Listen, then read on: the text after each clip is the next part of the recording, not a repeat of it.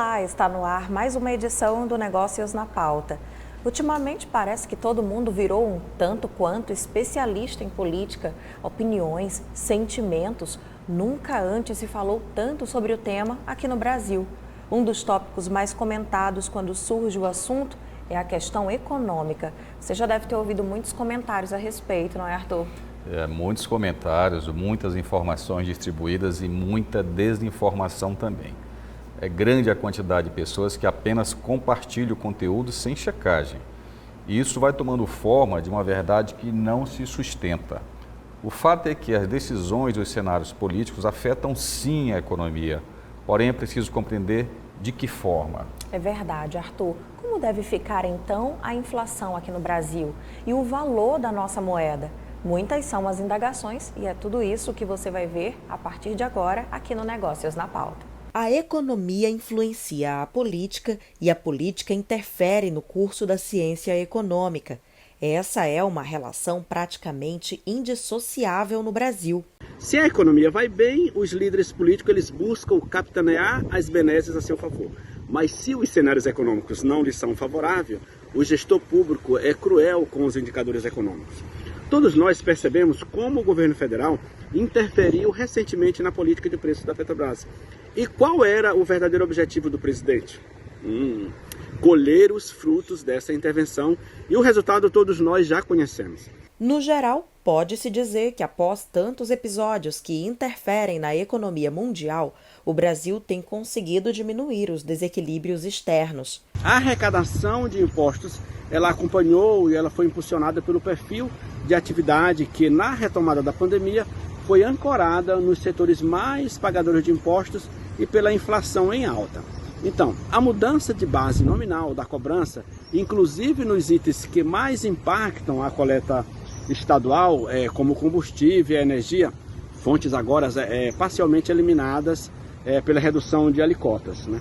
Então, ela permitiu um retorno rápido e surpreendente do superávit primário de todos os níveis de governo, mesmo tendo em conta a lamentável erosão institucional do processo orçamentário deste ano, de 2021. Agora, depois de um momento turbulento de definições políticas, mesmo com os sinais positivos da economia brasileira, o entendimento dos especialistas é de que o próximo presidente eleito terá grandes desafios pela frente.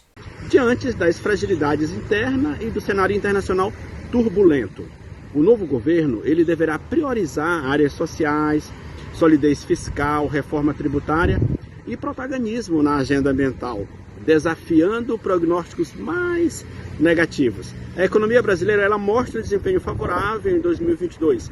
A retomada tem sido firme, intensa em empregos, inclusive os formais. E o crescimento ele deve ser de aproximadamente 3%, um destaque em um mundo assim cada vez mais perto da recessão. Quem acompanha mais de perto essas discussões sabe que a mudança de governo no Brasil traz com ela uma quebra de paradigmas.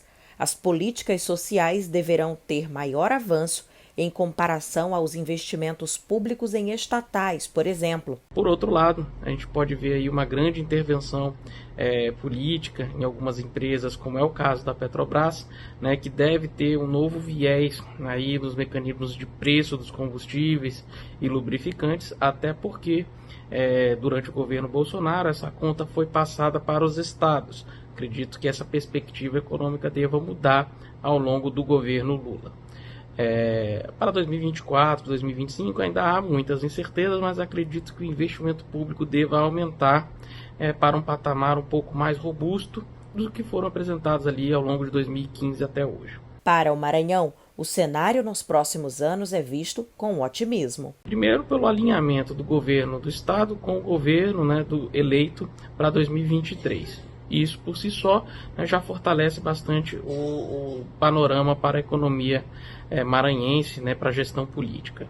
Por outro lado, o Maranhão é o estado com o maior contingente de extremamente pobres do Brasil, e isso faz com que a gente também receba a maior parte dos recursos de auxílio, e esses auxílios vão, sem dúvida, aí, contribuir para o crescimento do mercado interno, agregar um pouco na demanda e fortalecer a atividade econômica estadual, o que pode ser um grande vetor aí de crescimento para o mercado para o comércio, para os serviços que estão aí atuando dentro do nosso estado.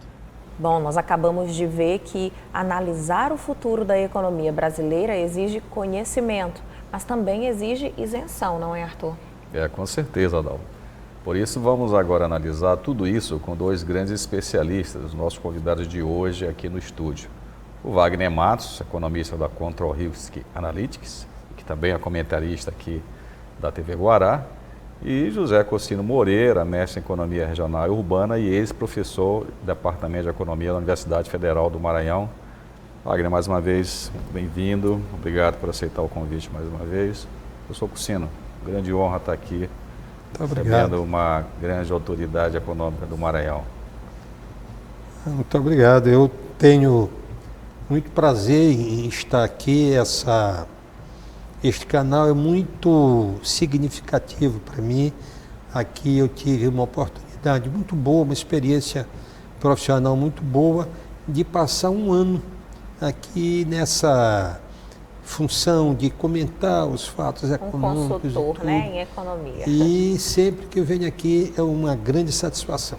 Muito obrigado Agora pelo convite. Você tem um herdeiro à sua altura aqui, que é o Wagner Matos. Pois é, eu conheço o trabalho dele, venho acompanhando, né, e tenho grande satisfação em estar aqui dividindo essa mesa com ele. Que ótimo. Então Que vamos maravilha. aproveitar a presença deles, né, Dalva? Desses dois profissionais, essas duas pessoas que trazem bastante conhecimento e como a gente já conversou aqui, com isenção, sem paixões, a gente vai tentar analisar da maneira mais técnica e realista possível o cenário hoje aqui no Brasil e as tendências. É claro que o Brasil está dividido e as famílias acabaram se dividindo também, mas existe uma Dividindo economia... em opiniões, né, Dalva? Em opiniões e em algumas outras questões também. Mas isso a gente aqui supera com tranquilidade, porque o que nos interessa de fato é levar para o telespectador a informação mais isenta possível. E aí por isso eu queria propor o início desse nosso bate-papo, ouvindo as análises de vocês em rápidas palavras, do cenário que se tem hoje. A economia hoje do Brasil é considerada forte? Ela pode vir a melhorar nos próximos anos? E aí, com vocês, a palavra.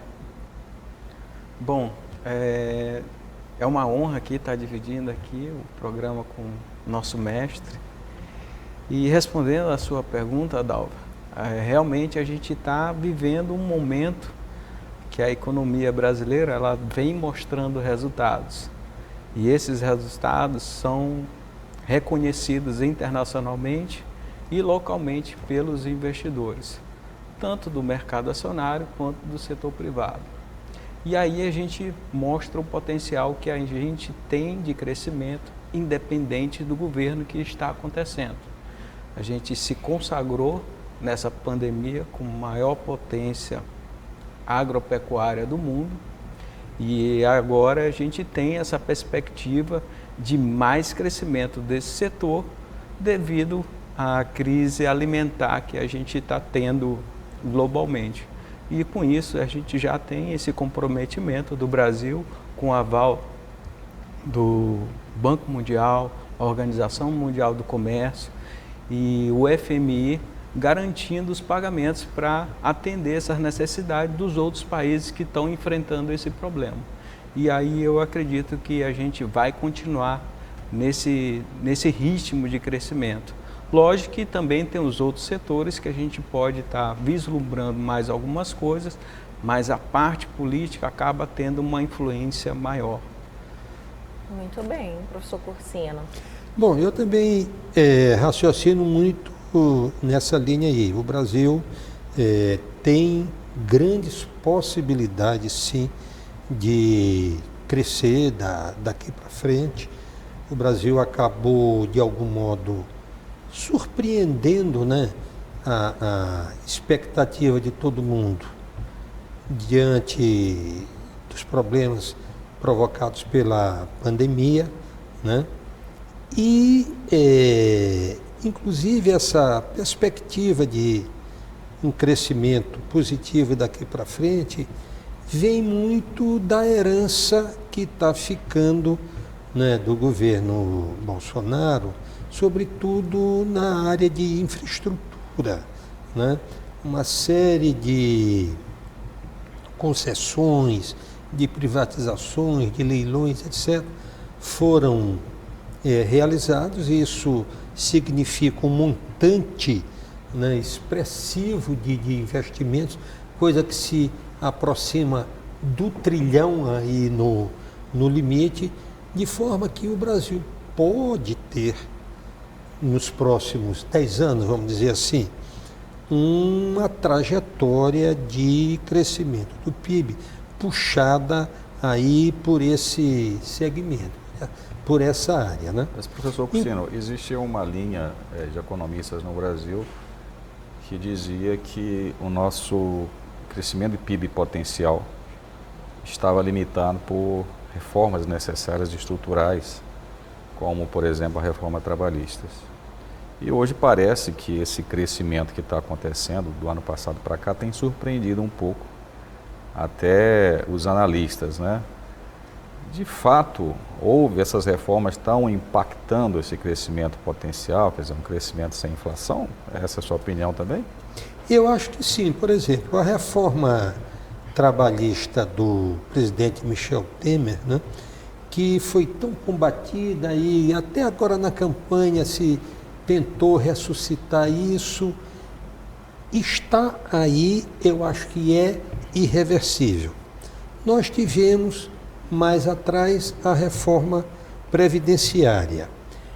Bem mais lá atrás, nós tivemos, já lá no Fernando Henrique, nós tivemos toda a reforma do Estado, né, em que, de fato, a gente redesenhou bastante o Estado, seu modo de funcionar, tanto que a Vale do Rio Doce, que era uma das joias da coroa ao lado da Petrobras, foi privatizada. Quem que hoje em dia se lembra disso, né? Então, embora muitas reformas ainda precisem ser feitas, e acho que estão aí na pauta a administrativa e principalmente a tributária, porque afeta a variável mais importante, que é a questão da produtividade sistêmica da economia, precisam ser feitas. Não obstante isso ainda não ter sido feito, nós estamos partindo de uma plataforma de bom lançamento. Porém, isso rapidamente vai se esgotar. E aí, se não se derem os passos seguintes, aí nós vamos ficar numa grande dificuldade. Daí porque eu hoje estou preocupado que o novo governo, que vai começar em breve, esteja tão preso às questões de curtíssimo prazo, embora importantes, né? E a chamada PEC da transição é hoje o carro-chefe de tudo, mas isso pode ser uma ameaça séria a gente ver frustradas essas potencialidades que nós estamos aqui constatando. Essa questão do futuro próximo é muito interessante, que eu acho que interessa a maioria dos nossos telespectadores, né, Adalva? A gente poderia, no próximo bloco, e aí a gente pode voltar a esse tema. assunto também para explicar de uma maneira ainda mais clara essa relação entre desestatização e crescimento da economia, de que maneira isso se dá e, enfim, como isso pode também continuar se dando no futuro. A gente vai fazer um break aqui bem rapidinho, uma pausa rápida e já já a gente volta com mais Negócios na Pauta.